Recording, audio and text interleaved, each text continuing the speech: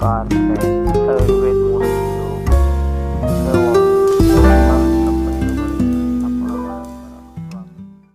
ओम तत्सत नमः। यह हूँ श्वेत कंटकारी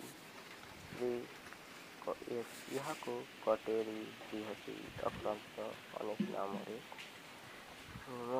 जना जाए। यह अति दुर्लभ मिली पारे। जो माँ भौणी को संतान सुख प्राप्त हो न पारिबार से माँ भौणी माने पुष्य नक्षत्र यार पुष्प को आनी रखिबे ना हेले पुष्प ना फिले तार जड़ को आनिक रखिबे और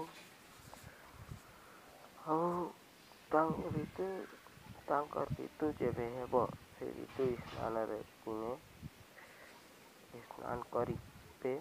से दिन ठार 3 दिन 3 से 5 ग्राम तार जड़ को या पुष्प को एक वर्ण गाई क्षीर संगे मिसाई करी पीबे। एमती करिले से मानंकु निश्चय भाव संतान सुखर प्राप्ति हुए। यह सुनिश्चित औषध।